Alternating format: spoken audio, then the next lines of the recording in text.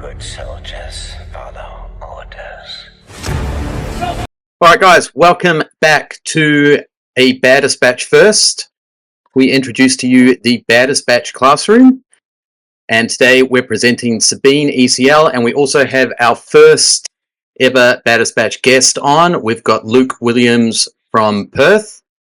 He is the Twilight of Republic Perth PQ winner with his Sabine ECL deck. How are you going, Luke? Good. Thanks for having me on. I'm really excited to deep dive into this deck and show your viewers and show the world some of the insights that I have on it and the way that it comes together. Yeah, we've been talking about this for a while. You and I talk about Sabine quite a bit offline, and then we've talked about doing this deep dive into Sabine. And me and the boys talked about it, and we're going to start doing it for more and more decks with more sort of premier Star Wars Unlimited players. So let's do you want to just give us a brief history of your gaming history and SWU and why you play Sabine? Totally. So I'm a 20-year gamer. I started playing Magic when I was 12 and didn't really stop until I was 30. Couple of Pro Tour appearances, but nothing probably not the most successful career at the end of it all, but I think what it did is gave me this sort of hunger to be better at games. And then I sort of went to uni, got a job, and the world sort of shifted a little bit, as it does for a lot of people, and which was good. And then I played a lot of Star Wars Destiny, which was a really good FFG game, which I'm sure you've all played. Which I loved. Obviously, it didn't end particularly well, so I went back to Magic and grinded that for a little bit longer. And then they announced Star Wars Unlimited, and I was completely against it. It was all off it. FFG had done me so dirty. I can't tell you how many dice I have in literally my backyard in a giant box. I was off it, and then some of the guys in Perth who had played Destiny with opened up a store and said, come on down, check out the game. So I did. I went down for a draft. I think I played 3 turns of the starter decks of the Luke Vader starter decks, and I was like, fuck, all right, buy me, send me a box, and then I opened the box and did a draft and went 2-1, and I was absolutely hooked. Opened the box, got a Sabine showcase in my 3rd pack, and I was like, right, here we go, we're on our way. And I've been playing SWU ever since. I think it is a masterclass in game design. I think that they've taken major props to the team, because I think they've taken some of the best elements of a lot of different games and created a tempo to the games that is so exciting and so much fun. So I'm loving it. Before we go into this, shout out to Best Guy Forge Gaming. I was gonna say, did your showcase pool influence what you end up playing? Yes. Well, I didn't actually play Sabine in season 1. I played Boba Green, obviously, because it was a bastard. But when Poe and Wrecker came out, I switched into Sabine, and I have been playing it ever since. Nice. What's your sort of play style? Are you an aggro player traditionally, or more tempo mid range? I think I didn't really find a particular identity for a long time, and I think that hurt me when I played Magic. But I'm a beatdown dude. I love attacking base, and I love doing points. And so I've always sort of played beatdown decks. Checks out. So yeah, I mean, given how much we talk about Sabine and obviously your clear results with taking out Blake, the reigning national Star Wars Destiny champion, just the GOAT. GOAT. Also took out the Sydney PQ with Han Yellow. Freak. An absolute freak. You beat him in the Perth PQ, where clearly, I think the week before, you guys had played 20 games or something, and he pounded you into the ground 19 out of 20 games or something like that. I was almost off it. So we went on the Wednesday night before the event, and we went to my local game store, which is 3 minutes down the road, to do some private testing, and I sat for 4.5 hours, and I won a game. I got smoked. I smoked harder than I think I've been smoked ever. And I was almost off it. I literally went home. I changed my sleeves because I've got a real superstition about sleeves. I was like, no, these sleeves aren't going to work. I need new sleeves. I sleeved up the deck in a different set. Blake and I pretty hard on the superstition stuff. So just asking about booking flights on a Tuesday, he only ever books them on a Tuesday because he thinks that's the only way to win the tournament. It's wild. I was almost off it. Like I was like, because the biggest problem with having Blake in your local community is that to win a tournament in WA, you have to beat Blake. Yeah, because you're going to play him. You're either going to beat him in round 5 in the winning end, you're either going to play them in the quarters, semis, or finals. So if you're a complete dog into him, like you're not going to win the event. Yeah. So I was almost off it. And I've spent Thursday night playing different decks on the website that shall not be named. He's good. He's good. Yeah, I'm all over it, guys. Don't worry about it. I'm like, I can't switch. So I just stuck to it. And had made some decisions around what I was going to prioritize in that matchup. Something like R2D2, Sundari, Peacekeepers, high toughness on the ground guys was something I prioritized. And getting pounded for 4.5 hours, you learn some things, and then I took that into that PQ and managed to really top deck to win that one, which was pretty lucky. We'll look into how. No, it's just because I'll get a slideshow, but we'll look into how you did that a little bit deeper. I'll take you through stuff, and you and Clint can kind of go at it. Yeah. Well, look, I gas Blake up all the time, but I'm going to gas you up right now. I think you're the best Sabine player in Australia, so you gotta teach us all how to do it, how to win a PQ with Sabine in this coming set. So we're first going to look at why Sabine ECL. Why do you think Sabine ECL is like the premier choice going into, especially now that Django's been banned, and Django was kind of gatekeeping Sabine a little bit. It just was not a very good matchup. It was okay. It was kind of like maybe 60-40 or 45-55 in Django's favor. Like Tebow and I played a little bit, and we maybe split it 45-55. But now that the boogeyman's gone, why should we be playing ECL now? Or like just as a core concept, why Sabine ECL? I think anytime there's a premier aggressive deck in a format, it pays you off to play it at 98, 99, 95% capacity as opposed to sort of an 80% capacity. And I think when you get enough reps in and you're able to get that sort of extra 10%, win an extra 10% of games you wouldn't win otherwise in just the playing of the cards without thinking, you really get paid off because you're always putting pressure on your opponents and you're always making them catch up with you. It's the same in Magic, where red decks are always putting enough pressure on you that they have to have the answers at the right time. I think the problem that Sabine had when Django was around was that they were able to time walk you on multiple turns in a row, and you just can't compete. It just didn't add up because the fundamental thing of what you're trying to do just didn't work.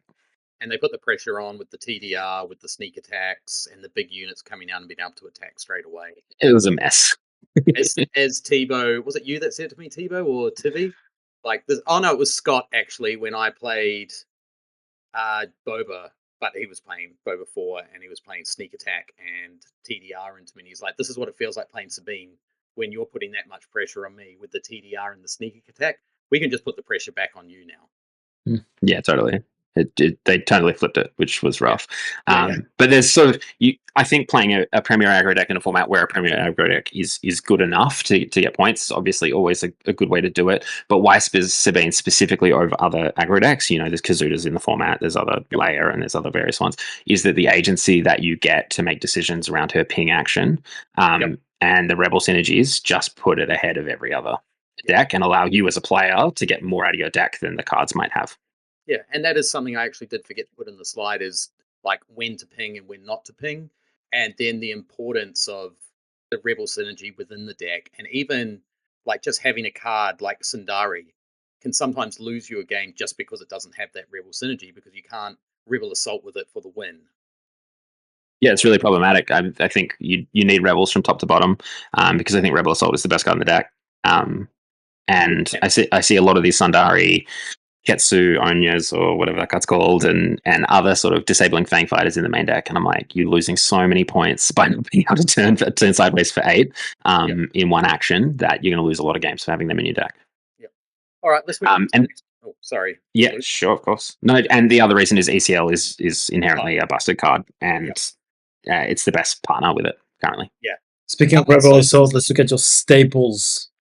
Yeah, this is the slide I put together of what I think are non-negotiables for Sabine. Like these need to be this is your base of a Sabine deck. I don't know if I've missed anything out that you might think need to be a staple, Luke, but these have to be in the deck in some form of number. Yeah, I think Green Squadron A-Wing and Four Cores, I believe in, have sort of fallen off a little bit in the new sets. I think that they've been replaced a little bit. I think you still have some number of them, and metagame dependent, all of them. But the rest of them, I can't get away from Darksaber as much as I try. The card is so busted.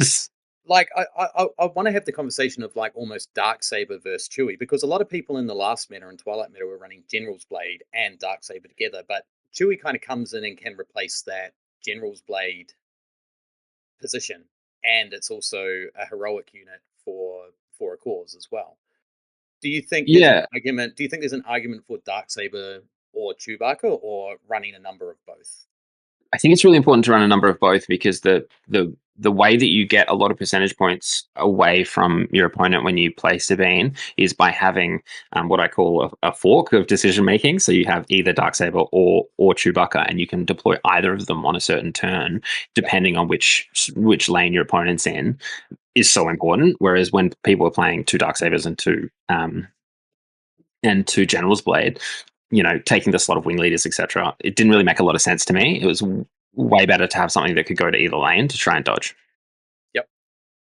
So yeah, Darksaber and Chewie is the way to go, I think. Is there another staple that you would add in here that I've missed off the list, or the green, not Green Squadron, the 3/2 in space, the Phoenix Squadron, Phoenix Squadron. Yeah. Okay. And I didn't specifically add that one just because it had the 2 health, so it's not like a super aggro card and can be taken out by Daring Raid. So some people might be dropping it or down to like one or 2 just because it can be taken out quite easily with just a Daring Raid or something. I think it's important to keep Daring Raid in mind, and against Daring Raid decks, you should prioritize Green Squadron or Battlefield Marine, but that really influences your resource decisions. But so many of the mirrors are decided on that turn 1 or 2 ECL that having a Green Squadron A-Wing instead of a Phoenix is a real liability. Yep, fair enough. All right, next slide, Thibaut. You can look at your turn 1 play. Speaking of the Phoenix Squadron A-Wing and the Battlefield Marine, here they are. Take us through it. Love it. So the first qualifying factor for any 2-drop in this deck is that it has to be a rebel. I don't think you can play any 2-drops that are not rebels, because Fleet Lieutenant and Rebel Assault are such important cards. Battlefield Marine is an auto-include. Sabine Wren is an auto-include, specifically around Crafty Smuggler and L33T and the various other shielded units. Krennic. Luke is a huge thing for this deck. I think it's really changed the way that this deck operates. Having another 3/2 on the ground that doesn't get ECL'd by an opposing Battlefield Marine on turn 1 in the mirror is massive. So many games were decided by having to open on a Sabine and then them ECLing in a Battlefield Marine to kill your Sabine, and you're in a lot of trouble because they don't trade. They keep their guy, and you lose yours, which is super rough. Yes, I think you want to play 12 to 14 twos, and I think that probably more on the 13 to 14. And so we've got a clean 12 here, plus some number of Green Squadron A-Wings. Yep. So in your opinion, you'd drop on the Green Squadron and run a full 3 of Phoenix Squadron A-Wing just because of the mirror numbers. Yep. The mirror just doesn't add up. Yep. Yeah. Okay. Even some of that new stuff, right? Like you've got the Fireball in those yellow heroic decks. Yes. Yeah, it's just so rough when you get fireballed, or it's just brutal. That's true.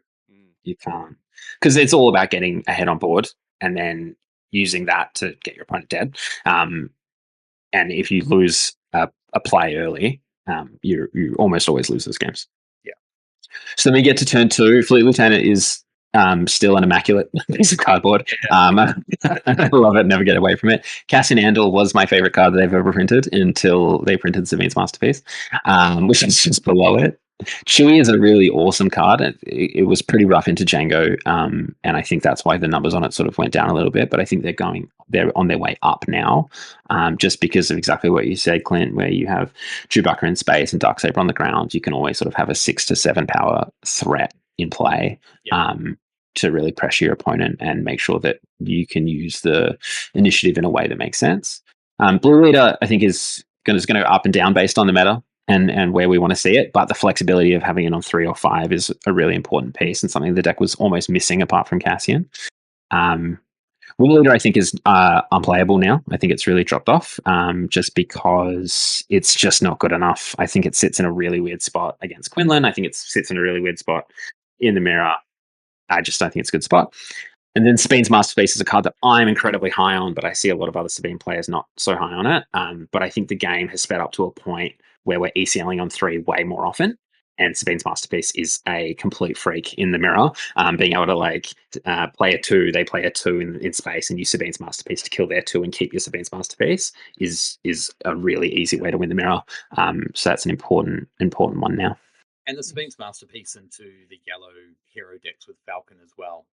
Awesome. If you can get that green unit in, Yep. and then ECL Sabine's Masterpiece out into a set 1 Falcon, you've just gained so much tempo and board presence from doing that. You're probably going to run away with the game from there. Not run away with the game, but you're in such an advantageous position that it will be difficult for your opponent to come back with unless they cunning you into oblivion. Yeah, it's also important to realize that the impact that Sabine's Masterpiece has on your 2-drops. So if you look at the 2-drops that I've sort of prioritized over everything else, they were the green 2s because they've all got 3 power and they don't get ECL'd in 2, and they all make your thing a 4/4, your Sabine's Masterpiece a 4/4 on attack, which is better on turn 3 than the ping in most cases. Yeah, and like just with Wing Leader, I agree with you. It's just such a liability, and you lose so much tempo with it now in its format. That's I think FFG want this game to be a lot slower and be a little bit more mid-rangey and allow mid-range decks to kind of flourish.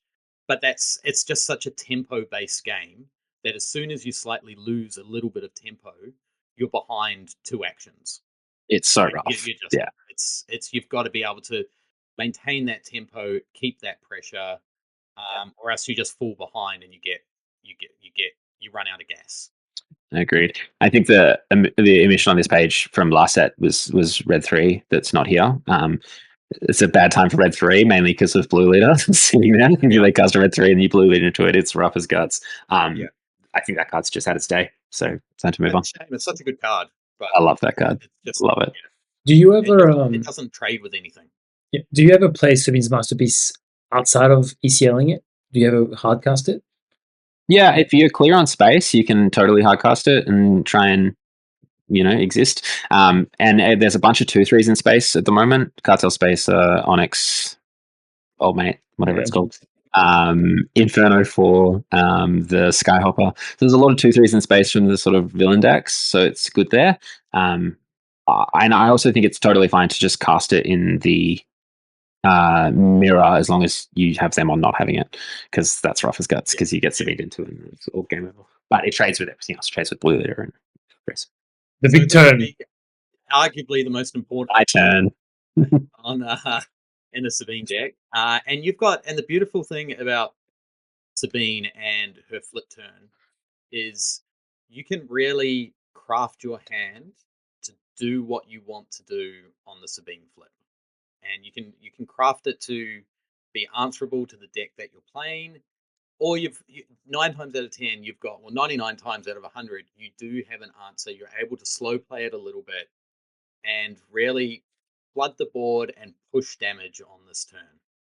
Yeah, this is the most important turn, not only because obviously it will generally decide whether you're going to win or lose the game based on how you play it, but you're exactly right. You've got this ability to set up through what you choose to resource to get a turn 4 that's going to put you ahead. So, and that's really important because I think that's something that a lot of people sort of miss. They're like, oh, I'll get to turn 4 and I'll play my Darksaber. But realistically, what actually mattered was how you resourced on 1, 2, and 3, because that should set you up and put cards away that aren't good, etc., into the openings that your opponents have had. So something like Darksaber is such an important card to understand where it's good and where it's not good, because if you play it in a matchup where it's not good, you will lose. It's just, you're not going to beat, like if you put it on your Sabine and you get No Good For Me dead and you tapped it down for 2 turns, you've essentially used a leader flip for resources over the course of 2 turns that has been answered. You won't win that game. Whereas K2SO, as an example, is something that's really good against the Cad Banes, the Quinlan Bosses, to make sure that you're being able to put that damage in different places. And then Bright Hope obviously was more important before they banned Django, but still very important. So obviously on 4, they're all good cards turned into different matchups. But in some matchups, you actually want to keep Battlefield Marine and Sabine Wren instead of a Darksaber because you want to go a little wider. So it just gives you all this ability to have a turn 4 that's good into any matchup because of the spread of cards you've got. But you have to have resourced correctly throughout the previous turns of the game to make sure you're in the best spot for turn 4. I actually think the most punishing thing you can do in most instances is if you've got 2 units on the board and you've got initiative, just slam the Rebel Assault, and then if you're lucky, you've got a Fleet Lieutenant that you can like deploy Sabine and then Fleet Lieutenant the Sabine as well, and then you're just so far ahead on tempo and damage that you can quite often close it out on 5. Yeah, absolutely. I think the play with Rebel Assault, like in terms of them playing out their entire turn 4 to a point where they're going to take that many actions anyway, so the Rebel Assault is sort of redundant except for the extra 2 points, versus doing it later is always a really tricky balance. Yeah. But yeah, sometimes just 8 them and they can't win. Yeah. Just kidding. Totally. Yeah. Now, my 2 favorite cards they've ever printed. Well, 3 and 4, I guess. Wrecker and Poe are so sick with ECL. They are unbelievable. I think Wrecker's falling off a little bit now, and Poe as well a little bit, just because the game is sped up to a point where we want to ECL a little earlier. Whereas sort of the set before this, and definitely in set 2, you just weren't ECLing before 5 and 6 because you got so much advantage out of these 2 cards. Now you sometimes really do have to ECL on 3 and 4 to catch up and to keep up with your opponents. So Wrecker and Poe's sort of value goes down. But in a world where people are trying to play 6 cost leaders and leaders that flip on 6, they are so insane. Wrecker is just such a house. Being able to ECL that into a Cad Bane or an Anakin or whatever other leader is just such a strong damage plus removal spell. It's a house. Yeah, if you like, it does really depend on when you use ECL. So, when I play Sabine quite often, if I am up against a mid-range deck, more often than not, I'm saving that ECL to just burn their leader as soon as they deploy. If I'm up something that's a little bit more tempo-based or aggro-based, I'm burning that ECL early to try and gain board advantage. Clearing the path of a Sentinel with K2SO, ECLing out of K2SO, getting the overwhelm damage, deploying Sabine, or even like clearing something in space. But that's the great thing about Blue Leader as well. Not that it probably really trades super efficiently in space. Like you're probably losing your Blue Leader if you're trying to trade, unless you are trading to those blue villain or yellow villain base chips.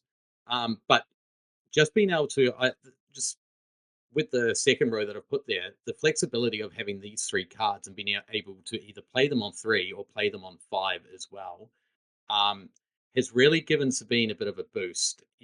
Last set, I found myself sometimes not having a great hand on 5. That could have been poor resourcing decisions on my part, or sometimes you just draw a little bit flat. But now that you've got these kind of options where you can play Chewbacca on 5 or play them on 3, Blue Leader on 5 or 3, or Smuggle Cast, and you've got so many different options on that 5 resource turn now as well, you should always have something to play and always be able to use up all your resources. Yeah, these modal cards between 3 and 5 are just spectacular. Cassian being able to come out later, but also being a 3/5 against decks that want to try and attrition you out by dealing damage to units. Blue Lead is the same. Just the ability to have that flexibility makes these cards fantastic. Yeah, it allows you to be a little bit more control-y if you need to, because Sabine's usually the beatdown or the aggro in most matchups, but, versus decks that, like Kylo Tarkentown, you are the control in that matchup. And I would say versus, a Kaz Yellow or Kaz Red, you are the control in that matchup as well, because they will just out-tempo you or outspeed you in a lot of their action efficiency. Totally. And these 3 and 5s, they let you plan out your game better. than you had before. Sometimes you as you were saying, you get to a point in sets 2 and 3 where you would just be like hoping on top this is going to be a good one. But these really do let you set up your game so that you know that you're going to blue leader on 5, which means that you can fleet lieutenant on 3. It's just gives you that flexibility that aggro decks always want. Okay, next one. Evo. Event package. Oh, here we go. Event package. Okay, so I put 4 cores and Rebel Assault because to me they're non-negotiables. I still play a full 3 of 4 cores, and 3 Rebel Assault is non-negotiable. It's the best card in your deck. Yeah. I've seen people drop it down to 2, and I think that is ludicrous. I don't know why. A fundamental misunderstanding of what wins games with Sabine. But definitely the second row is either a medical or personal play style. Like I love Metal Ceremony. You put me back onto Metal Ceremony after it'd fallen out. I still think it's a gas card after playing it again.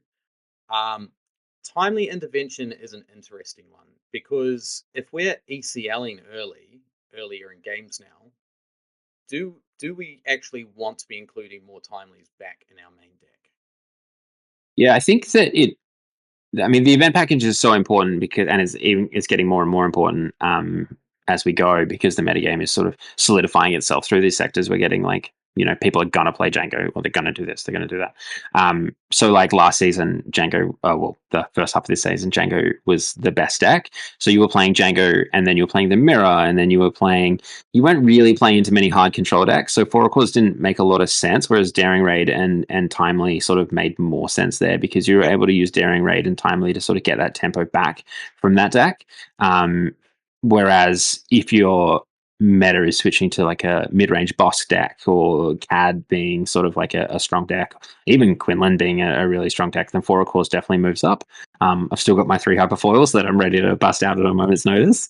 And Metal Ceremony is a really interesting card because it was obviously really good in set 1 because we were ECLing our K2S so early on turn 4 most of the time.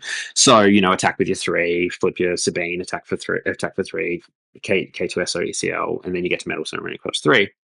And then it sort of fell out because we were doing PO1 records in ECL, so we weren't getting many opportunities to do 3 as often. But I think that that's really changed now because, as I said, we're ECLing earlier to keep up with the tempo of the game. So, in an opening against the Mirror where you play a Battlefield Marine and they play a Phoenix, and then you ECL in your Sabine's Masterpiece, kill their Phoenix, attack with your Battlefield Marine and Metal Ceremony, they can't win that game. Like you're so far ahead. You have 8 power on play. It's just over. And so I think Metal Ceremony has a chance to come back in. It also is the best card against Quinlan that people like have sort of slept on because it's so good against a force throw and so good against Ahsoka. They literally have to set up their whole game to force throw you, and then you discard a 0 that does nothing. They've used a resource, they've set up their turn, and they're just dead. So it's actually secretly one of the best cards in that matchup. And the more decks are moving towards sort of controlling mid-range, top of mid-range, Metal Ceremony just gets better and better. Yeah, definitely. I can attest to like Metal Ceremony in the control matchup is if you can just go one second Swarm and then just Metal Ceremony, it's very hard for control to come back from that, especially if you can beat them by the Snoke turn. Yeah, I think Daring Raid is going to fall off now. I was on it for a little while because obviously there's more 3/2s in the Sabine Mirror, but I think it's going to fall off. I don't think it's as good as it was in the Django world that we all existed in for a time. What are you putting back instead of Daring Raid? I think for a cause I believe in. I think we're switching back to being a sort of aggressive deck early and trying to get as much damage as possible, and then hoping to draw some 4 causes at the end. I also think we're running out. There's not enough good cards. So Daring Raid's not good. We're running low on really good stuff. So I think 4 cause comes back in and fixes that. Sideboard and meta options.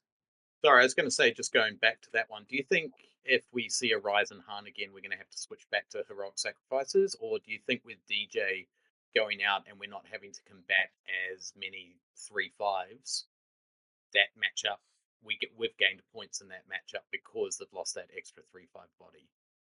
I think, yeah, we've definitely gained points because they lost the 3/5 and we got Sabine's Masterpiece, which is obviously super sick into Falcons and helps a lot in that matchup. So we've gained a few points there.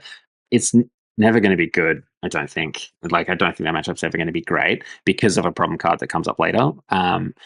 But I think that there's things you can do, like in so many of the matchups, and why I love this game so much is that there are so many things you can do with how you play, not necessarily what's in your deck, to change matchups. All right, we're looking at our sideboard and or meta options, like cards that we might consider playing depending on where the meta goes or the direction it moves to. Yeah. What sort of sideboard options are you looking at the moment? If you were to go to a PQ this weekend, and we'll look at your deck list, your current deck list towards the end, but what sort of stuff would you be? Where are you going to hedge, and what are you kind of sideboarding? What would be your 10-card sideboard? Yeah, Cham I think is a really strong card into Han. I think that gives us a few extra points. So is Peacekeeper, which I think is also really important. So I'm putting 3 of each of those into my sideboard immediately. Some number of Confiscates and Disabling Fangfighters I think are still important. Darksaber is still a relevant card, plus Leaders, Kazadu and whatnot. I think I also don't have Heroic Sacrifice in my main. I think I have it in the board just to come in against that Han matchup. But if the format does become a Sabine, Han, Quinlan mishmash, then Heroic Sacrifice definitely has a position in the main, I think. What's your thoughts on? I know we've talked about this already, and when this card was spoiled, but the Seasoned Fleet Admiral. What's your thoughts on that? Just having something that's a little like something, even if it was a one-off in your deck, just as that extra green unit that's a little bit more sticky. Hold up, give me a sec. Because That's a little bit more sticky that you can use to trigger Sabine's Masterpiece. So Seasoned Fleet Admiral. I'm pretty allergic to cards that don't have the hero pip if I'm playing for a cause in my main deck, which is where I think Seasoned Fleet Admiral falls over.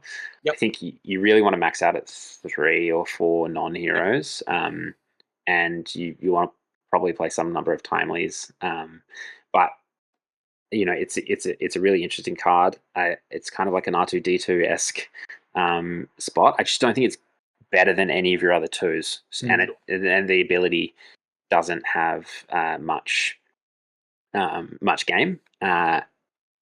Maybe 4 power, 4 toughness is important, but you've got Peacekeeper, and I think that sort of fills that role on Cassian as well. I think I'd almost like this card better if it would cost 1, but it didn't have the raid 1. Does that make sense? Yeah, totally. I mean, at that point, I think I'm just playing R2. R2, yeah. I think R2's still kind of sick. It's fallen off now. It's just not enough of them. But and Fighters for Freedom is, I think Fighters for Freedom is very playable, but it's only playable if we sort of head into a Sentinel heavy meta. Yeah, if Yoda sort of blows up a little bit, which it may do, and Village Protector becomes a monster of a card, then Fighters definitely comes back in. Crafty Smuggler obviously is, and Krennic are cards that you want to see Fighters for against. It's just not a great rate. It's just not very powerful, which I think makes it problematic. And it doesn't get you enough points in your bad matchups. I think that's what your sideboard needs to do. It needs to catch you up, especially as an aggro deck in matchups that you're behind in, and I don't think it does that. And if you were to go with some sort of upgrade removal, would you be going with the Confiscate or the Disabling Fangfighter? I think it depends on what specific upgrades you're looking to attack. If you're looking to really get ahead of Darksaber, then I think Confiscate is a more impactful way of doing that, because you get to double spell on the turn that they single spell, whereas Disabling Fangfighter, you don't have any other ones, so you're not often able to double spell, which in any card game, being able to cast 2 spells on a turn your opponent only plays 1 has always been good and will always be good. So I think I'm still on Confiscate, but I think Disabling Fangfighter against something like Bosk, where it's a threat and it removes your bounty, is obviously a pretty impactful play. But I think I'm still on Confiscate for now. And I've added in Shoot Down as an interesting card. because it's actually quite an aggressive card. Mm. You It is. you get to remove a unit in space. It does 3 damage, and then if you defeat it, you get to do 2 damage to base. Like, it's great value if you can. If you Yeah, hit it's- that first any, if we hit like a little bit more space heavy. Searing Blaze for all you Magic aficionados out there that I have maybe no idea what that is. I'm It's assuming that's what it does. basically the same card. Yeah, it's just that the it doesn't solve any of the problems that you currently have, which is Falcon and the 3-4-4-5 Stolen Hauler, whatever it's called. It doesn't solve the problems that the deck already has, and so my philosophy on sideboard cards is that they need to come in for a very specific reason. Yep. This just feels as though it makes your deck better at what your deck is already doing, which normally I wouldn't bring in, wouldn't have. It's in there. It's a nice little 2-for-1 card. Like, it does 2 things as well. It does, yeah, totally. Yeah. All right, next slide. We need to Yes. talk about Tarkentown and Cunning. Cool. So these are the problems, and it's funny saying this deck's really playable and really good. The problem cards are probably the 2 best cards in the format. It's sort of really interesting, but I think the reason I wanted this slide included was that these are the biggest problems for Sabine, but they are also the cards that, if you play around, you get so much extra value that your Sabine deck goes from being very good against most of the format to being really good against all of the format if you can effectively play around these 2 cards. So Tarkentown is such an important card to play around, and Sabine's Ping is the most important way in playing around Tarkentown. So obviously, in the case of Quinlan, pinging to make sure that you don't end up with no turn 1 play is very important. I think a lot of the time against Quinlan, you're pinging, they're passing, and you're claiming. That happens a lot on turn 2 and 3, and you usually win that game. Something to keep in mind. Against Cat, it's a little worse because they have Basine. Basil. Basine. Basil. It's a lot worse because they can play Basine and take your 2, and if you don't have another 2, it gets a bit awkward. But just understanding how to maneuver around Tarkentown in specific matchups will get you points, especially against a player who maybe doesn't have the same reps into it. Yeah. And then the same with Cunning. Sorry, you go. I was just going to go say with Tarkentown, I've found playing Sabine into Tarkentown. If I can avoid Tarkentown by the time I get to the Sabine flip, and they haven't used it, So sick. I'm probably winning that game. Totally, because then their plan is to Tarkentown your Poe, your ECL Poe, that's okay. Poe's already got you 3 cards. Like, you know what I mean? Like, you've already gone so far ahead with your Poe. Tarkentown, if it gets you off your turn 1 or turn 2 play, it's a problem. Any later than that, and its effectiveness is really diminished. And the other thing, especially versus Quinlan there, especially if you do the ping, they do the pass and you claim, you've got an extra card in your hand as well that they have to get rid of. So sick. It actually makes their game plan a lot more difficult. They should just play a 2-3. They should just play a Crafty Smuggler most of the time, but they don't because they really want to Tarkentown you. Yeah. I guess you were talking about Cad playing the Bazine. Quinlan can do similarly. You can play Spark you.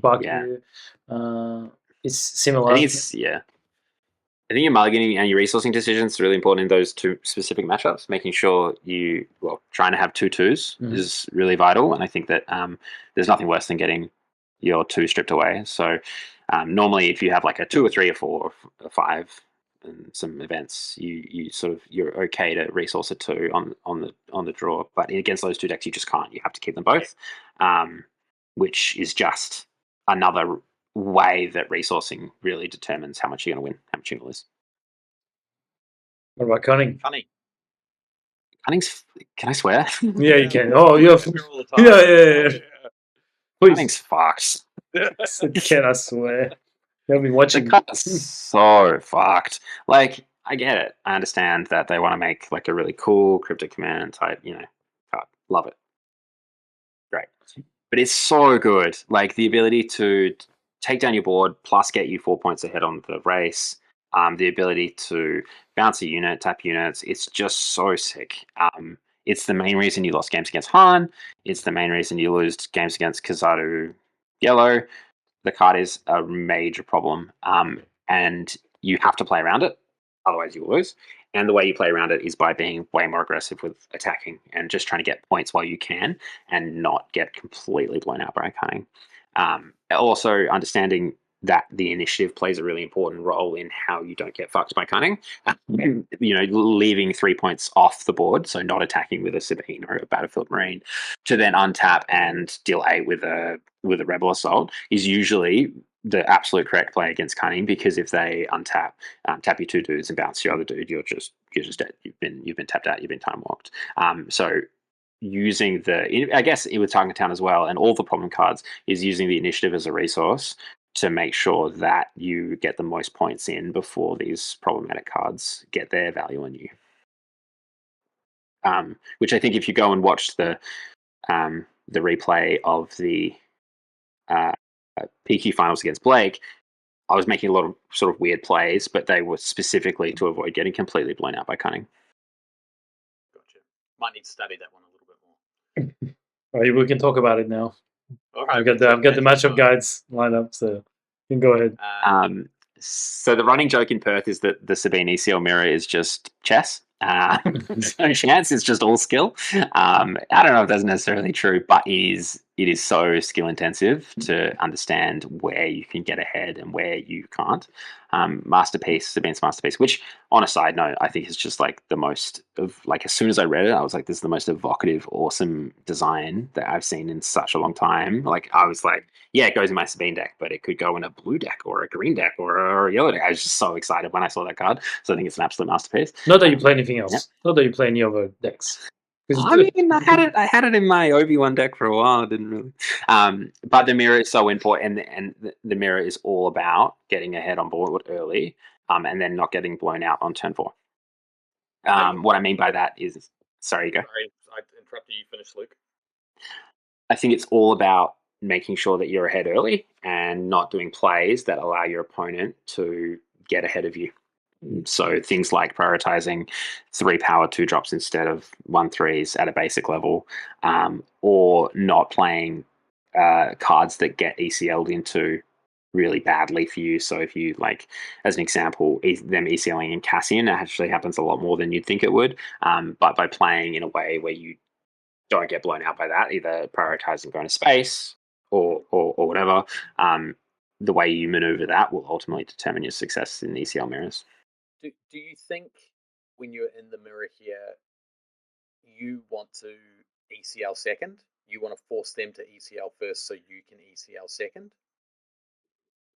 I don't think it's about ECLing first or second. I think it's about ECLing to get ahead or to catch up. And I think that they're different because they can be first or second. Generally, if you have to ECL first to catch up, e.g. they've gotten ahead on board and you need to ECL first to try and kill their dude or like masterpiece in to make your dude not tradable or whatever. I think that if you are ever ECLing to catch up, you're dead.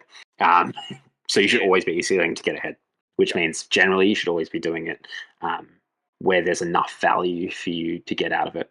Yep. I think people waste their ECL a bunch. If you had one key tip for the mirror, what would that be? Other than draw Rebel Assault? Just not. That's really a good one. Pretty fucking good, that card. Good tip. Feel it. No, it's about understanding how much damage your opponent can put out on a turn. I think that's the most important thing that people miss. They don't consider all the options that their opponent could have. So they go, okay, they've got 12 on board, or 10 on board, 8 on board. They could have Rebel Assault, they could have Fleet Lieutenant, they could have Rebel Assault, Fleet Lieutenant, they could have Darksaber. And understanding that they've got X coming at you versus your X coming at them. Yeah. They just do the math badly. And just making sure that you know what you're in for is the most important thing. Yeah. I mean, I guess one of the key things, or the key things you need to know about Sabine is it's very maths based, the deck itself, and you're always asking yourself every round, okay, can I win this round? No. Okay, how do I not die this round so I can win next round? And how do I get to the win next round? Like, I'll sit there and I'll be tapping my fingers on the table going, okay, this is what's in my hand. I can do this here now. Or am I better to claim here, leave the 3 damage on the board because I can actually action compress and get the win in the first or second action and be that action ahead to get that win in the first 2 actions of the next round. Yeah, a clear sign of a person who's been playing Sabine for a long time and has the reps is people who leave 3 points on the board, because the initiative is generally worth more than attacking with a battlefield brain. I think it's such an important way of understanding how your deck interacts with the initiative as a core mechanic of the game, to get more points in. And it's the same thing with pinging as well. Same thing Some with you. people, if you're a new Sabine player, you're probably tempted just to ping every time. No, you don't want to ping every time. You generally will ping if you're on the draw, like there's no way of you getting initiative, so you're just getting in that extra damage. You've done the damage calculation that you're going to be 1 damage short if you don't do this, so you need to ping to get there, or that's pretty much the only 2 times that. Well, that's pretty much the only 2 times that I do it. Yeah, I think you need to do the damage calculation because you might die if you do an extra ping, and they might have lethal on you. Totally. I think there's a little shortcut to that, which might help some ECL players that are some Sabine players that are coming on up. Is that generally if the action doesn't matter and I have more power in play than my opponent, I will ping, just as a shortcut, because you're generally ahead at that point. If the action does matter and it's the difference between having initiative and not having initiative, I will not ping. Just as a little shortcut. But if they have 6 power and you have 3 power and they've claimed, I'm probably not pinging anyway because I'm behind on board, and I'm behind on the damage race. So there's no point dealing both players a damage. You've got to catch up before you can start doing that. And really being able to utilize and using the ping to stall as well, like trying to get your opponent to draw out their plays so they can. Because you might want to play a Darksaber or play another unit or something like that, but you don't want to get blown out by a Confiscate if you play your Darksaber or your Chewbacca. So you want to draw out your plays, especially on that flip turn, make that turn go as long as possible. So they've expended all their resources, taken all their actions, so all they've got left to do is claim, and then you can just play a Darksaber and smash 7 into their face. Yeah, the nature of the game is that if your leader's flipping on a turn that they're not, you're most likely not going to have the initiative at the end of that phase. Yeah. So the action that you use to, which is obviously resource to deal the damage, doesn't cost you in the long run, but it can really cost you. And so I think it's really important to understand when to prioritize that and when not. Yeah, and sometimes you want to flip Sabine straight away as well. Yeah, totally. And it's such a there's so much nuance to the Sabine flip as well. Totally. When to flip. That's why I love it. Because you want to do the Sabine flip to apply pressure as well. Like you might not want to draw out the actions. You just want to flip. So there's 3 units that they have to deal with, and you might have a Darksaber, so they might go after the Sabine thinking you're putting the Darksaber on them, and then you're free to, they've played a takedown. They've tapped out all their resources. You can play your Darksaber on a Cassian or something else as well. Yeah, and they're dead. I think and especially in the mirror, you flip before anything else a lot, because just Sabine, Darksaber, they can't win. So I think it's important to keep your action economy to a low level on the flip turn in the mirror. All right, as an example. We've already touched on Tarkentown a little bit, sort of like some lines that we want to take into Quinlan, especially in the early. I've found effective plays, like we've already talked about Metal Ceremony and Force Throw. Good. We've talked about, stalling round 1 potentially, so we can try and get them to pass claim as well, and we get ahead there. And also the other thing that's important with Quinlan is our units tend to be better than theirs as well, and we can do efficient trades with them to keep them off coordinate, Plo Koon coordinate as well. Yeah, totally. And it's a really important one. Yeah, ECL is just better than Tarkentown in that matchup. So being able to ECL into either wreck the Quinlan or being able to Poe in to kill the Quinlan is just such a massive tempo shift that their deck just doesn't get. And it's just important to make sure you don't get blown out by Falcon. And other than that matchup's pretty cruisy, I think. Yeah. I haven't had a lot of issues into that one, but I've tended to play a little bit on the control side in the early game until the Quinlan flip, and then you can just push damage through, and they can't race you. No way. Especially if you Wrecker or Poe Yeah. the Quinlan, they Yeah. can't win. The Cad Bane Tarkentown one is a little bit more difficult. Yeah, I played a bunch of those games today. It's tough. Yeah. I found it in set 3. I found it like pretty 50-50. Sometimes they will just blow you out. Like they will take your turn 1 play, they'll take your turn 2 play, and it's very difficult to come back from that.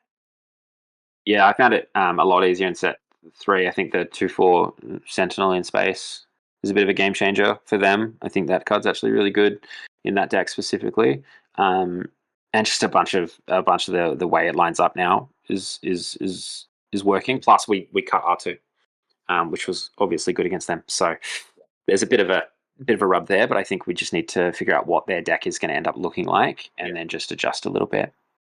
But this is a really important one where you want to.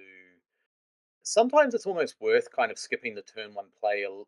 I could be wrong in this, but just being able to go straight into a 3/5 body, so you side in your Sundaris. So you've got Definitely. Cassians and Sundaris, and even that 2 restore on the Sundari is so important in that matchup, especially when you're trying to apply pressure and you're racing in that one. Like you're trying to get ahead of them, so because they've gotten a bit better in their late game as well with the CAD unit as well. Yeah. Previously, they weren't that great. You had a better late game than them, but now with the CAD units, they can go a bit longer and just sort of clear your board, and then you have to reset. So you have to kind of win by that 7, or else You're in it's a lot of very trouble. difficult to come back from that.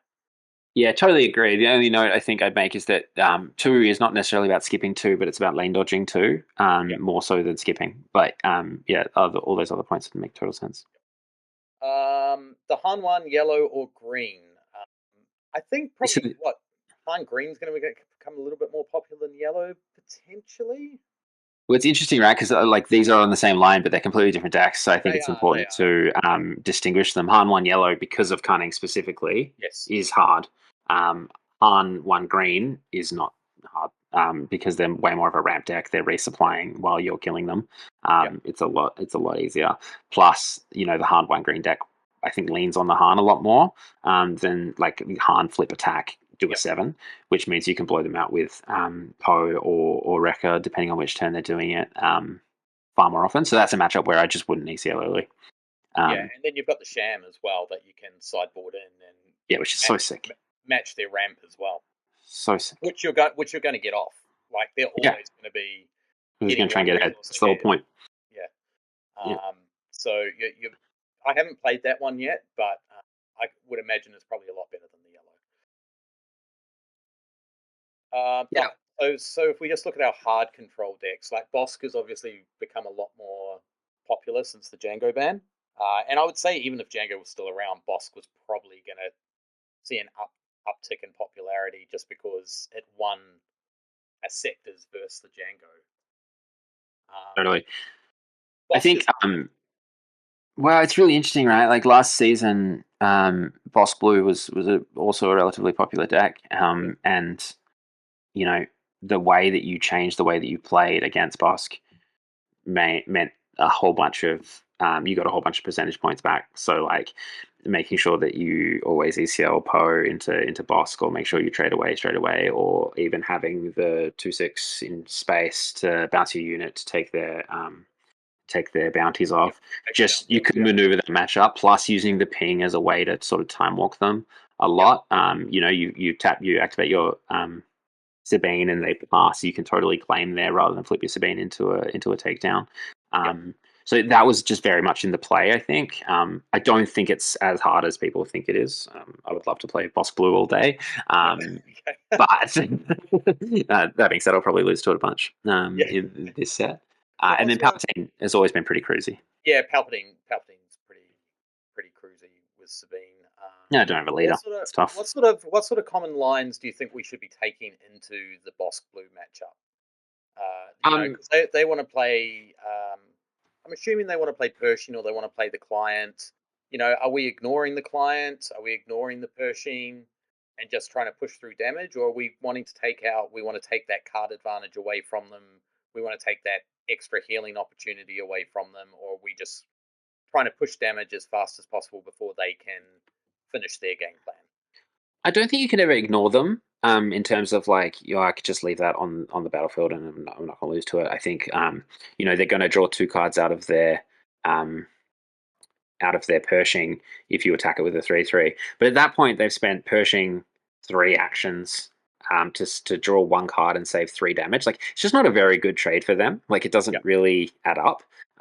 So you're generally okay against Pershing. The client is problematic, but I think that you've got a lot of good cards against them, specifically Sabine. The unit is quite good against that card because you get to kill the shield and it doesn't die. I think that one you do sort of have to take off the board. But I think the problem that we had last time against the control decks was that we were trying to get them to a point where they were pretty dead, and then we fought a cause / Cassian / ping them out. That's completely, I think, changed with Bright Hope and Luke. I think that combination of being able to Bright Hope, pick up your Luke, put your Luke on your Bright Hope, attack when they kill your Bright Hope, your Luke redeploys, has just created this really awesome end game engine that I think control decks find it quite hard to keep up with. So that sort of changed that a little bit as well, and just giving you another weapon to try and get those last points of damage through. Yeah, it's all about bouncing kind of anything with a bounty on it, and because you've got the Bright Hope, and you probably want to side in. I think in this instance, like you'd have confiscates, but would you almost want disabling Fang Fighters just so you get another body on the board to? Yeah, totally. I think they would both come in if you had them both. I'm not sure you would, but yeah. I don't think you would, and I guess this was a sideboard decision you'd make on: do I plan on seeing more Sabines or more Bosk, and then you sideboard appropriately. Yeah. You have your Fang Fighters or you have your confiscates. With the boss one, you've got to worry about the bounties and then pinging, because boss can ping you while he's on his leader side, right? Yeah. Like your totally. 3/2s are a lot more vulnerable, because if he can play one like a death mark to draw 2 cards, because I would argue that's what they're going to go for over a Pershing for that very reason. So you play a unit, they put a death mark on you, they ping you. If you can't get rid of it on say a 3/2 on your 3rd turn straight away by either a disabling Fang or using a confiscate, you're going to lose that 3/2 unit, and they're going to get 2 cards. Totally. And I think that is important to know that that's their plan, but that's so many actions that they've taken. That's 3 actions where they've essentially not affected the board, except obviously when the unit dies. You've got so much opportunity to get ahead with those actions that aren't affecting the board, that's sort of how you try and win, especially if you can get them to a point where they've put a lot of effort into it and then you Bright Hope it back. It's really problematic for them. You just want to basically spend their time doing a lot and then never getting paid off. Sometimes, obviously, they're going to get paid off, but when they do, make sure that to do that, they've had to get hit by a Darksaber, or they've had to get hit by a Fleet Lieutenant, or you're pressuring them otherwise, so that they're sort of wasting time drawing 2 cards when they're dying to other things. Is the hope. Obviously, it doesn't always pan out that way, but because the other thing you do is Boss play Chilston? It did. It doesn't anymore. I'm not sure if it still does, but I assume it does. It's still a 4/4. That's a 6/6 in space. 6/6 on the ground, which is good. Depends how much red. Depends how much red. Yeah. In there really changes that, and I mean sometimes. And Merciless as well. Yeah, Bosk has the card draw a lot of the times. Like if they can claim a death mark on the Bosk flip turn, they're drawing 4 cards. So like there's options. It just depends. Yeah, look, and I mean, I think versus these hard control decks, you just want to go wide. So, they can only do 1-for-1 removal. So by going wide, you may lose a unit, but you can attack with 2 more. Yeah, and they can't remove all of it. That's why I hate not having R2D2 in our deck anymore, because going out to go 2 and then 1 and then flip Sabine and then Metal Ceremony was always really good against these control decks. Like being able to have that extra 1 drop to go wide, but it's just not good enough anymore. So. Kira seems to be on the uprise again as well with the Django ban. This was always an interesting one when I played into it, and was it Twilight? Was it Twilight or Shadows? Bit of both. There was both a smattering of it, yeah. Yeah, but both. Wasn't like wasn't difficult, but sometimes again they could just run away with the game if you. And the thing that changed that matchup a little bit was the devastating gunship. Them being able to ECL the devastating gunship as well. Yeah, that helped definitely. And clear 2 units.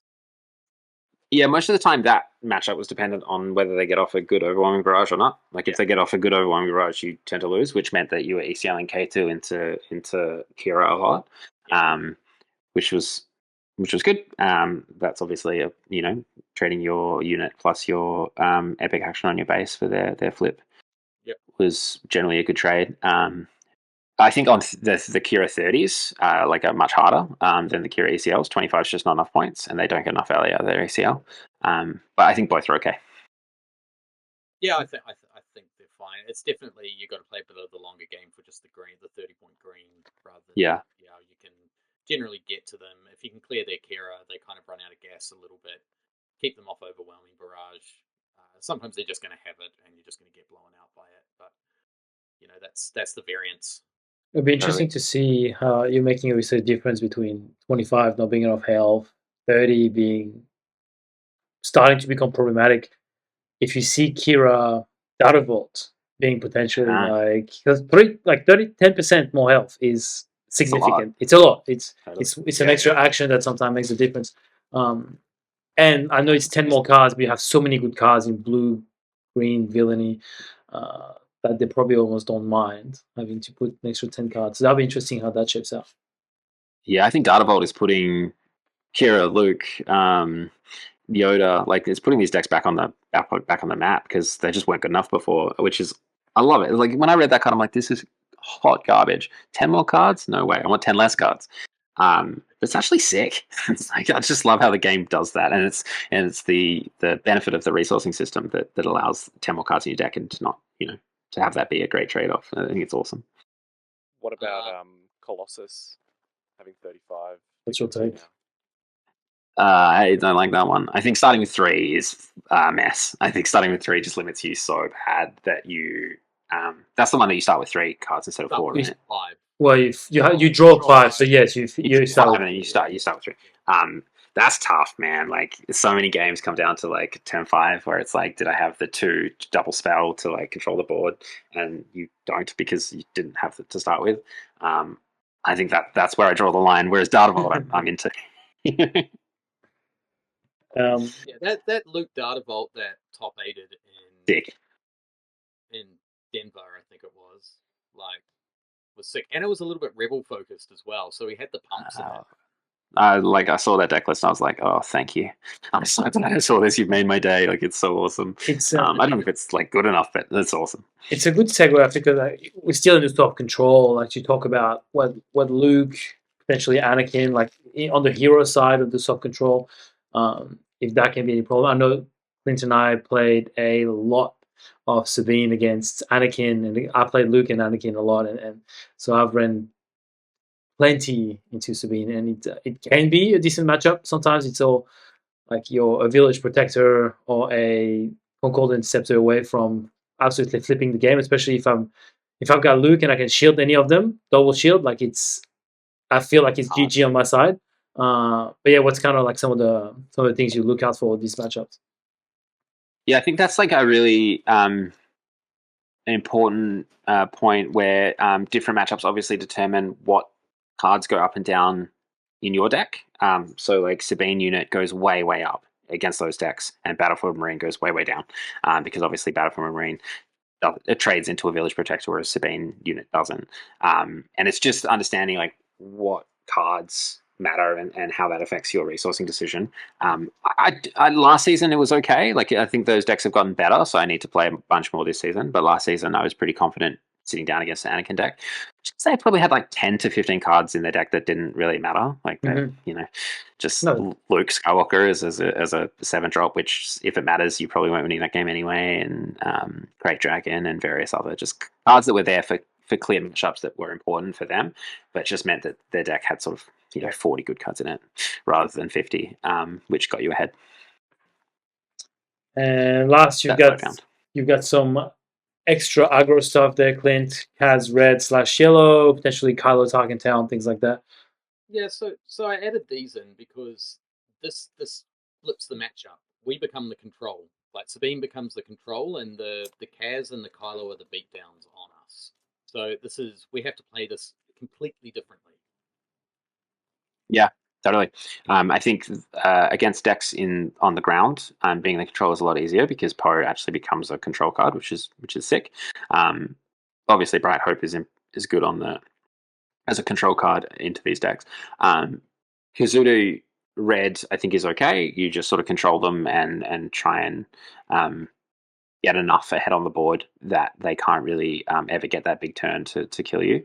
And Kylo Tuckentown, I just don't think his deck anymore. I loved it. I played it for the first 7 weeks of set 1. Set 2, I absolutely loved it, but Kylo sucks, man. It's just not a good leader. He's not playable. It's so rough. It's definitely going to win sectors going forward now. We've got a lot of Kylo players in Sydney. There are people that love playing Kylo.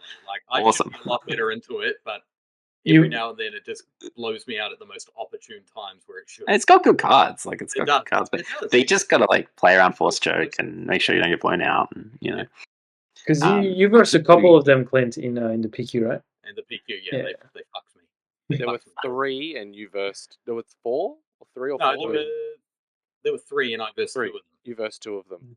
Out of 68 people, or however many it was.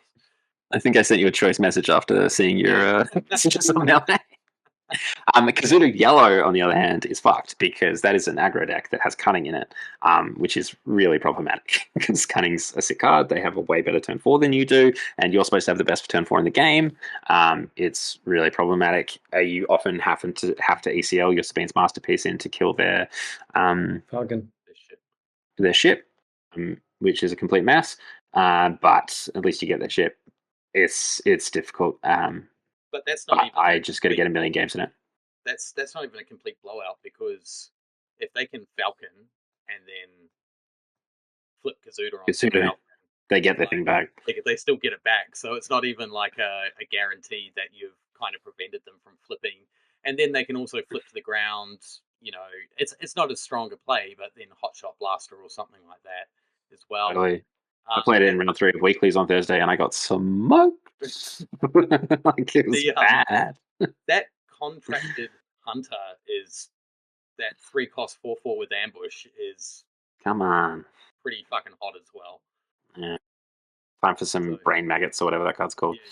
Yeah. Brain invaders. All right. Brain invaders. Any other comments on matchups that you think might be beneficial? I think it's not. Yes, it's matchup dependent, but this game has another depth to that, which is opening dependent. Understanding what openings against you from different decks mean what you need to resource. I think that's something that you need to study as well. You can't just be like, well, Sabine's better than Battlefield Marine against decks that have Crafty Smuggler in it, because if they open on Zine or they open on a 2/3 in space, it's not better at that point. So just understanding what their opening turns are and then how that changes your resourcing decisions going forward is important. It's not just all about the matchup, but it's about how that matchup opens. Yep. Cool. Let's move on.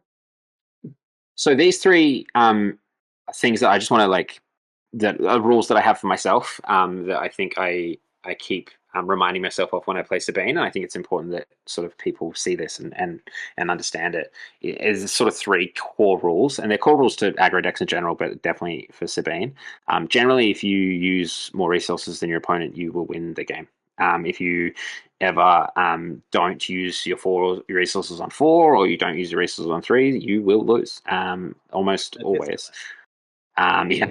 And more importantly, if you can make it so that your opponent doesn't use their resources, they will lose. So something really important is understanding that if you flip your Sabine into a 4-lom against CAD, they don't use their resources, right? Whereas if you ping and then they pass and then you claim, or you play something in space and they pass again and then you claim, maybe you don't use 1 resource, but they don't use 4. So it's all about understanding how you can make them not use so many resources and how you can maximize your own resource usage. So generally, if you've got a 3-drop player instead of a 2-drop, which is obviously basic, but super important, and I think it gets forgotten a lot. So more resources used, you'll generally win more games. The second rule is get them dead. people just fuck around so much in SWU. Like, it's crazy. Like, just attack. Just literally, you've got a 3/2 in play. Attack. Like, just use your actions early and get your value out of your cards. It was way more prevalent when Overwhelming Barrage was a bigger card, but just get the value out of your cards while they're on board. You can play later and you can play your other stuff, but just attack first and just put the pressure on them. I think there's something with Django, that a major difference between the good Django players and the bad Django players was that the good Django players were always considering, how do I put enough pressure on my opponent that even if they have good cards, they will just die to my 3/2s and 2/3s, which is just all about positioning yourself to kill them. And I think that's just such an important thing to remember.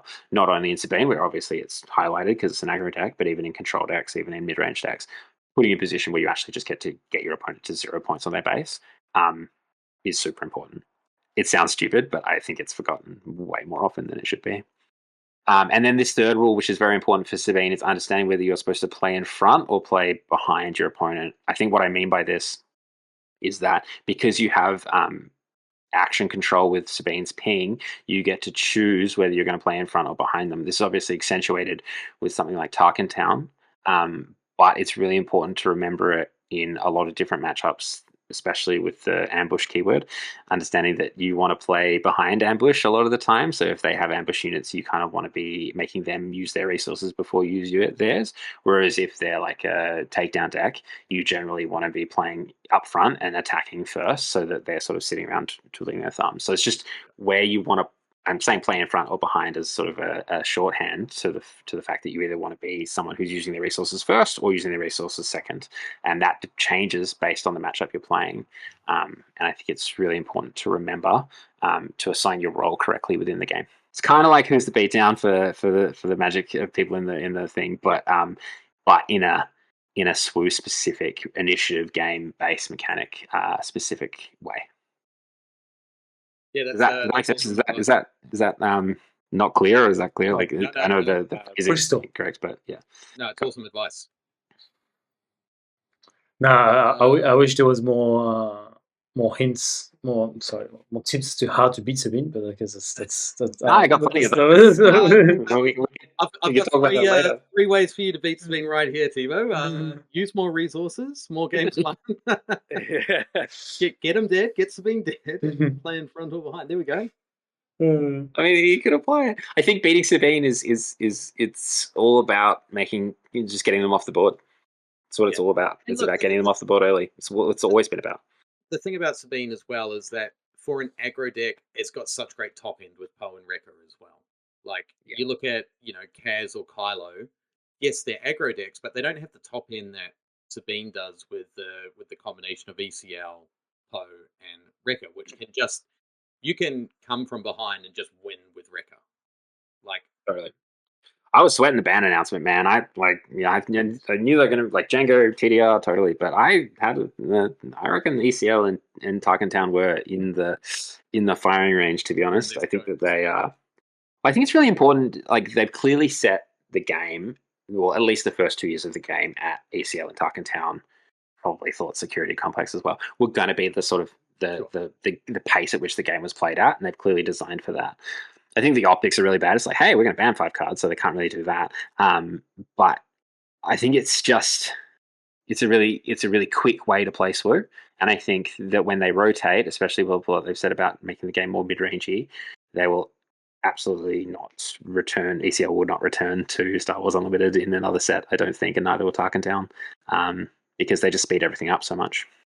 yeah, like if they were to redesign Tarkin Town or ECL, Tarkin Town would have to be 2 damage, probably. I think probably 3 damage is too much, and even then 2 damage still clears a lot of turn 1 plays. But at least you could adapt your deck to have a lot of 1/4s or something. Yeah, I think if you were to balance them now, you would just make ECL 4 or less, and you'd put a resource cost on Tarkin Town. Yep, that's fair. And then you're in a spot where you can't just get it for free, Tarkin Town for free, and ECL you can't do Poe and Wrecker. Even ECL at 4 or less is still really good. It's still sick, but if you want to have that design, then I think that's probably where we're at. I mean, if we're being honest, if it's 4 or less, sorry, TV, you're not playing ECL, but I'm definitely I playing don't know. ECL. I just I mean, you are now because of how the meta is like, but like last set, I don't know if you're playing ECL if it's only 4 or less You're not- because Rekka and Poe It's so wins you the confusing, game. Wrecker and Poe. We- That's what I was going to say. yeah. It's like in a Sabine deck for ECL, Wrecker, and Poe, you get Wrecker and Poe. Like, It's your gross. resource turn 5 or turn 6 is potentially going to be massively impactful. You're probably not playing Wrecker rather than not playing ECL, Mm. right? You're not playing the Yeah. top ends, and then you're just playing a way lower to the ground, daring raid, beat down deck. The A thing wider is, deck. as much as people hate Sabine ECL, it's an important part of the, the rock paper scissors. People hate it. They don't like playing against it. What? How can you not like playing against the red deck? It's like there's like a known TCG thing that you will play against aggro decks. So.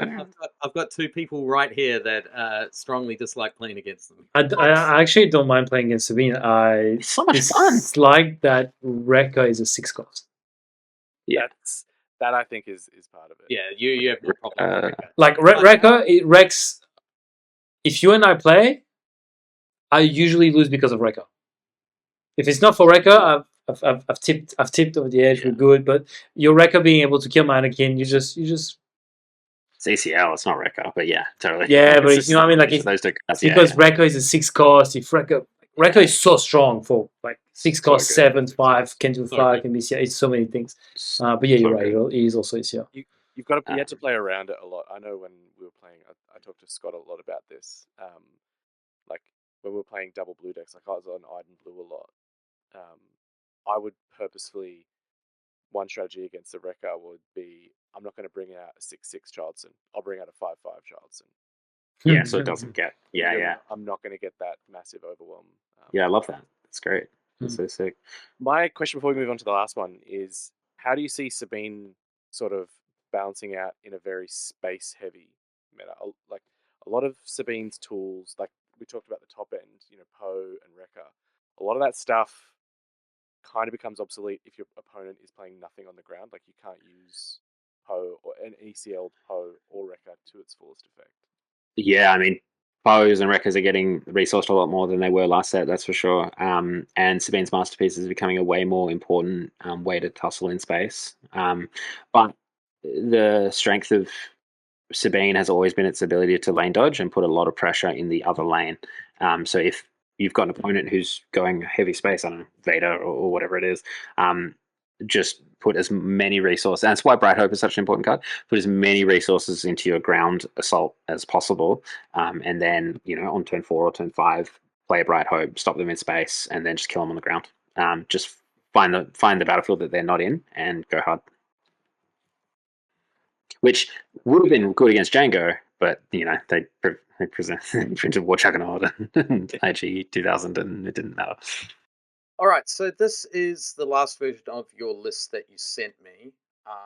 Yeah, it's a work in progress. It's a work in progress. Yeah. So if you had a PQ this weekend, which you don't, but if you did, I don't. I've got 2 coming up this next month, though, which is pretty exciting. Yes, I hear that you're coming to Sydney to. I am. I'm bringing. To take the second PQ. I'm. Back to Perth. That would be gross. Nah, Blake's not coming. No one can take it back. No, yeah, I'm coming to Sydney. I haven't travelled for cards in a long time, but I'm currently in between jobs, so I've got some time and some space. So I'm taking my family for a week holiday and using that weekend to go and sling spells and try and steal a PQ, which I'm pretty excited about. Yeah, I'll be playing Sabine almost 100%. I've just got too many reps on the deck, and I love playing it, so keep going. I think with this list here, I'm currently on Metal Ceremony. That might change because I might go into a Fora Cause build, especially if the metagame goes way more mid-rangey. Then I think that sort of Daring Raid, Metal Ceremony gets a little worse, and so does Blue Leader. I think they get a lot worse, and Fora Cause comes back in. But I think 45 of this is locked, and it's just figuring out those other 5 slots. Yep. So Um, everything's locked pretty much, other than the medals and the blue leaders. Yeah, Blue Leaders, Metal Ceremonies. I think you can shave a Rekka. I think Daring Red's going to go, and I think Timely is up for grabs as well. And the number of Chewbacca's I think is also up for grabs. And then for, of course, coming back in, which is exciting because I love it. I love it. I think a mix of like 3-2 Darksaber Chewie seems like a pretty good sort of. Yeah, I think you can 4 or 5 with that effect. I think is good. Chewie's gone up a lot, especially if that sort of blue controlled X coming back in. Card gets awesome, and that might also mean that you cut a Luke for a Green Squadron if you're gonna think Chewie is a really important card. But you know that's tweaking around the sides. And then your sideboard, I think Sundari is really important. Like, I get the temptation to put Sundari in your main deck because it's good against Han, it's good against the Mirror, and it's good against Quinlan, and it's good against Cad, so it's good against all the decks. It just makes the rest of your cards way worse. It makes Metal Samurai really worse, it makes Fleet Lieutenant a lot worse, it makes Rebel Assault a lot worse. Like, you just lose so many points in the main deck, but I see the temptation of putting it in, but it's not for me. It's really weird in Sydney because, like, I think we had this discussion before our last PQ in the Baddest Batch 2K. We were like, there's going to be no Sabine. No one's going to be playing Sabine. You know, we called it immediately that it was going to be a mid-range meta. Yeah, right. No one. How many Sabine decks were there? What percentage of Sabine there were decks it was like there was a lot of the PQ. Yeah, it was like 15% of the PQ. Like, can I say how excited I am to play a Bad Batch XK? They are like, no, like for real, they've reached like a level of excitement and lore in WA that you want to get over there and Blake wants to beat that dude that beat him in the finals. But it's an awesome thing that you guys do. It's really exciting, and I can't wait to get over and jam one. And then I can't wait for you guys to come to Perth and put a show on. The cat's out of the bag. Very excited. Cat's out of the bag. It was just a suggestion, No, we actually filmed something a bit earlier when we detailed all the pricing and stuff like that for the XK, and it's exciting, man. Like awesome, it's gonna be sick.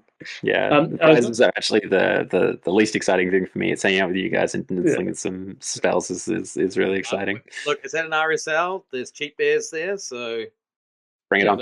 And that's the good thing with Sabine. Games are over quick. Yeah. Bad thing with Sabine. I remember down at the Melbourne PQ, I'd gone something like, what have I gone to? About 3-2 or something like that. 3-2. I was like, my day's probably pretty much over. So I went and grabbed a pint because it was at Fortress, and then I just proceeded to win my next 3 games. It's crazy. Love it. I love this deck. I love Sabine. I love playing it. It's so good. I actually have the original showcase that I got graded, which was I got it graded. It was stupid, but it came back an 8, and I was like, "Well, that's terrible." And then I used the PQ prizes that they gave you, the promos, the ship. Somebody offered, a friend of mine offered me a PSA 10 Sabine showcase for the set. I was like, well, I don't like this promo, and I really want a PSA 10 Sabine, so that's a good deal. But then I was like, well, I'll keep that one, and then I'll take my other Sabine out of the PSA 8 case because it's really awkward playing with a PSA case. Mm-hmm. And so I went on YouTube and I found how to do it, and I got some clippers and I clipped into it and I mutilated my Sabine case. Really? It has like giant dents in it. It's so I'm just like, I just run it with like a penny sleeve. I'm like, whatever. About PSA 2. PSA 10. One of one PSA 10. Top 16 Dr. Everson. Love it. One of one, baby. One of one, the only one in the world. I think there's something really exciting about this set is how much more collectible the game got. I know people who've got in and just started. This is not on Sabine at all, so we can totally cut. No, we can. No, it's just chat. Talk cheers, what we do. Love it. Like there are dudes in WA and dudes across Australia who just want to own all those ships, and that's cool. Like Star Wars has never, especially Destiny, never had that. So it's a super cool evolution for the game. Star Wars is such a collectible thing that hopefully it goes hard. And I hate serialized cards, but I bought one. I bought a serialized blue leader. It was number 23 because I live at number 23 at my house. So I was like, I bought it and I was like, this is sick. But like, I awesome. wouldn't do that normally. So it's just the collectability's gone up, which is awesome for everyone who plays. Wasn't a Sabine's masterpiece serialized? A mate of mine cracked that old Pinkbeard, who in Canada he cracked one. I'm like, I really want that. It's interesting as well because one of the big drawback and a lot of criticism that Star Wars Unlimited had was regarding the art of the card, especially early on. People were like, "Oh, the cards are a bit meh. It's going to impact, how collectible it is." And I think they really took a step now. Firstly, the art of this set, like the regular cards, I think is phenomenal.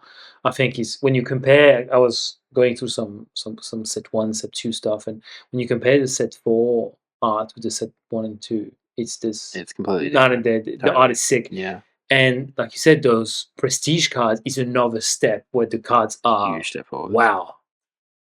So actually, as an aside, my day job is a creative director. I make ads, and part of that is being an art director. So I'm in charge of what art I get for the pieces that I make. And they clearly went for a very specific style. You see that in set 1 with the Tarkin and the layer and stuff. They had this sort of not cartoon, well, almost cartoon, but very stylized effect that they sort of had on all the art pieces, which with some people's kettle of fish, some people's not.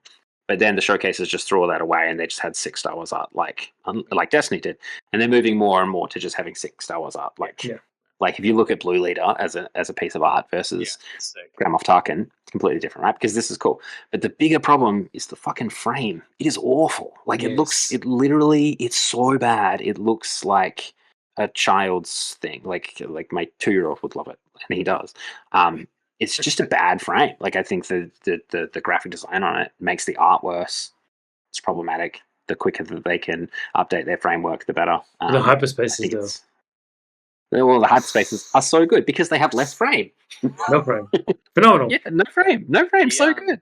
I love. That's why I made XR foil, because I hate the frames. The Legends of the Force Carbonite boxes are going to be Yo. I was thinking. I may not financially recover from Legions of the Force. I got a content idea for you that I'll ship you for that one. That'll say it our way. Say it our way. It's pretty fucking good. I might have to fly to Sydney to run it up. Let's go. I reckon I'll tell you later. Yeah. We're flying to you though. Yeah. We'll do that. We'll wrap it up here. Wrap it up. Any final comments on Sabine? There, Luke. I think it's still the best beatdown deck in the format. I think you are more resilient against cards that Kazuto is not relevant and not resilient against, which I think gets you some points. But it is such a reps deck. You need to play it and play it and play it and play it and play it and play it, which some people find boring. I find therapeutic. Just fire up thousands of games on their website that should be named. It almost slipped. I almost slipped. And we never saw him again. The lines, the mouse gagged me and sent me away. And the lines will become more clear to you, and a lot of it will become second nature. Thanks. Go ahead, Clint. Yeah, of course, guys. Yeah, we appreciate it. It was awesome. It was awesome. Anytime. As I said, I love what you guys are doing. I love the Baddest Batch. It's a cool thing. I think it's really sick. Next time, maybe do the shirts on AS Color instead of Anko. And we can actually. We're working on it. I got it in there. I got a hand to me. I'm like, Anko, really? We are developing Enterprise. Love it. We'll get you a AS Color 1.4 when you get here. Yeah. Appreciate it. Man. Thank you, Luke. Appreciate it. Thanks, guys. Appreciate it.